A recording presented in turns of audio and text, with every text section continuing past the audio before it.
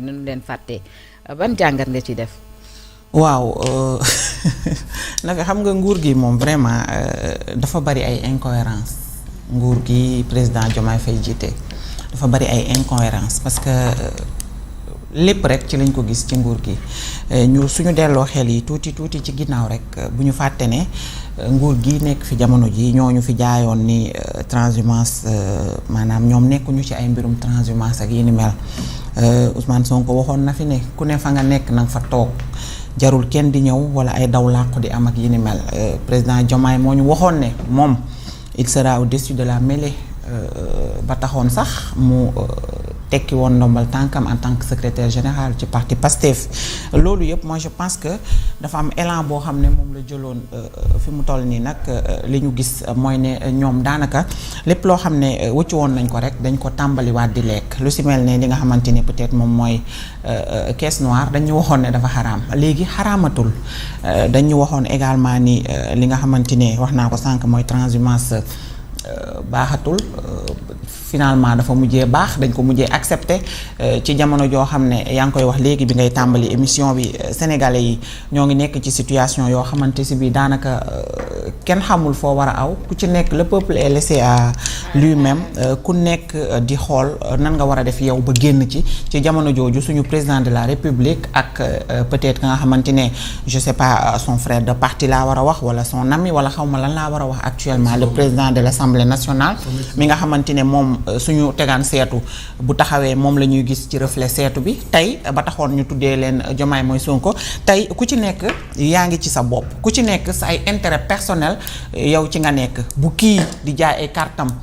ci beneen wàll wi di réorganiser waat ngir gën a ñoñal li nga xamante ne moom mooy présence politique am sur le terrain ak peut-être waajal ay élections yuy ñëw moom mi nga xamante ne moom mooy njiital réew mi moo taxawoon waat moom la sénégalais yi sànnil seeni carte ak lu mën a am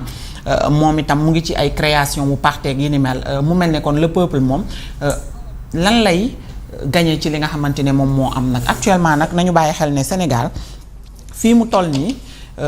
le peuple est témoin lii nekk di am ni yëpp le peuple ñu ngi koy gis xam nañ li ñu waxoon ba tax ñu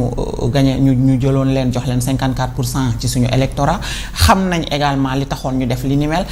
am na yaakaar yu ñu amoon ci ñoom mais jamono ji nag bu ñu fàtte ne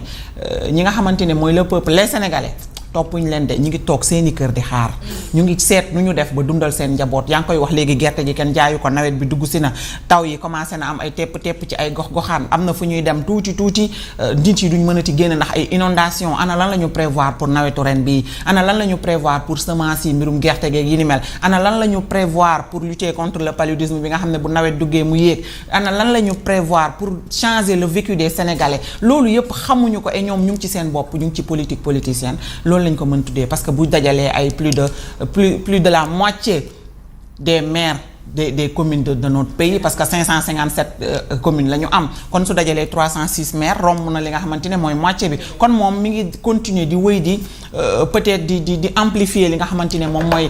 entourage politique am di xool nan lay def ba caser ay ñoñam di waajal ay élections xam nga ñi ngi wax waxu référendum ñi ngi wax waxu loi bi nga xam ne voté nañ ko assemblée yi ni mel man jàpp naa ne Diomaye actuellement moom il répond par des actes il est en train de répondre par des actes te mu ngi waajal ay élections te li ñuy xaar li nga xamante ne man sama xel ci la nekk actuellement et ci la dem mooy ne Diomaye demul référendum waajul dem référendum léegi ñu voté assemblée nationale xëcc na turam dugal ko ci élection législative lay waajal yu ànd ak élection locale moo waral création parti geeg waa xëccante geeg Mimi Touré di wër di ku ne mu coppati la delloo si la indi la ci biir parti bi nga xamante ne peut-être moom la ñuy waajal wala coalition Diomaye président moi je pense que tontu na ñi nga xamante ne peut-être ñoom la jàkkaarloo rawatina ñi nga xam ne mooy ñoom ñoo nekkoon ay alliés wala ay frères de parti am xaw ma nan laa leen di tuddee mais li leer ba leer mooy ci politique képp kese dong la nekk sénégalais yi daf leen a teg ne fàtte na leen mu ngi ci boppam. Mais aujourd'hui Momo si le président annonce ça et que j'ai vu même une certaine presse dire que Abdourahmane Diouf moom nee na adhéré na d'avance ak réaction wu maire yi nga xamante ni surtout ñoo nekkoon foofu ça signifie non seulement que séparation bi moom c'est acté diggante Ousmane wala diggante Bassirou Diomaye Faye ak waa PASTEF mais aussi ça confirme l'article du Tribune qui dit que la population ou les populations sont aux oubliettes. weesu nañ rupture fi mu toll nii ci defante la ñu toll wax naa fi la dernière fois ne leen nekkatuñu ci askan wi na xaar quoi nekkatuñu ci dañu war a lijjanti lii cher na wala lii kii non loolu dafay xaar on fait de la politique maintenant Diomaye fait de la politique pour mën a répondre aux actes politiques posés par son mentor en politique qui est Ousmane Sonko moo tax lépp lu mën daf koy teg pour mën a contrer li nga xamante ni moom mooy démarche politique Ousmane Sonko ci loolu la nekk nan la koy tàmbalee il faut d'abord créer un parti politique waxoon naa fi ne boo xoolee la coalition Diomaye président Diomaye est le seul leader bu nga xamante ni il n'a pas de parti. waaw mais balaa ngaa créer parti doo démissionné xamante nga bokkoon ba noppi wala loolu tam incohérence nañ ko bokk Pastef ba pare non mais yow mi am mébétu créer parti kay bu xaar ñu dàq la da ngay bàyyi rek. mais c'est un dissident au parti socialiste il y a des dissidents au PDS il y a des dissidents à l'APR il y a des dissidents mais parti yu nekk dañ ne la ku nekk dissident nii la ñuy def ak nii pour dàq la ñu ngi dàq ay nit ay responsables de Pastef pourquoi dàq ñu Diomaye démissionné moom bul ko xaar ci nitu Pastef parce que boo doon xaar démission di ñi ànd ak Ousmane Sonko yëpp dañuy démissionné ci gouvernement bi nitu Pastef du démissionné nitu Pastef. kon tu conçois toi Bassirou comme. non moi je ne conçois rien moi je ne conçois même pas. non li nga ne démission bu ko xaar ci nitu Pastef kon Diomaye sa ko yow yaa ngi ko considéré toujours faisant partie du Pastef. il est toujours membre de Pastef. waaw kon lu muy créer parti man loolu mooy sama incohérence dans cette affaire. waaw déggoo ma ne la dissident la. à Pastef il y a une seule personne qui a été permis d'avoir un mouvement dans le parti Pastef c'était Ndiaga Seck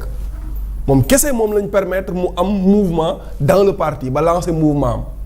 ba sax ci mouvement boobu ku amul carte de membre Pastef doo bokk ci mouvement bi c'est la seule personne Ndiaga Seck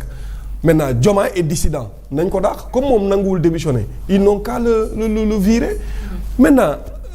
ñun ñoo am préoccupation ci askan wi ci nawet bii di ñëw ci phosphate ba nga xamante ne moom la ñu exploité fële dañ ci ñëw ak askan wi c'est-à-dire économiquement parlant li ñuy dund ci wàllum koom ñun ñoo am problème boobu mais ñoom amuñu problème boobu Diomaye dama ne woon Diomaye bu fekkente ne bëgg na deuxième mandat peut-être dina am ay actes yu muy def actes yii muy teg nii ba fàtte li mu waxoon li nga waxoon ne loolu la wax dafa bëgg a nekk au-dessus de la mêlée fàtte na ko Ousmane Sonko mi doon wax ne transhumance démb boo njaayee dégg nga ko xam nga barki démb mu ne nañ yaatal nañ ubbi na ñëpp ñëw donc ñoom la ñu waxoon démb ak barki démb fàtte nañ ko loolu mooy propre nitu Pastef lu mu la wax démb ak barki démb tey bu situation taxawee daf koy fàtte maintenant Diomaye ce qu'il est en train de faire c'est qu'il est en train de s'organiser pour mën a dem ci ay élections pour chercher éventuellement un deuxième mandat maintenant sa création de son parti ak ñi nga xamante ne ñoom la ci woo moi je doute vraiment que 336 nga wax xaw ma 356 maires soit là-bas. 306 maires wax dëgg fa yàlla yu nga xamante ne ñoom ñëpp d'accord nañu man de à moins que ma gis la liste de tous les 300 maires ma doogay gëm ne 300 maires yi yëpp nee nañu d'accord nañ. c'est vrai que y a des tractations par-ci par-là mu ngi dem APR pour ñoddi ay nit mu ngi dem Pastef pour ñoddi ay nit mu ngi dem feneen pour ñoddi ay nit mais yooyu yëpp c'est de la politique askan wi pendant ce temps ñoom nañu xaar fi mu toll ni talaguñ leen parce que il faut ñu politique jàmmaarloo ak Ousmane Sonko maintenant lan la ñu war a craindre actuellement mooy confrontation politique boo xamante ni dafay am incidence sécuritaire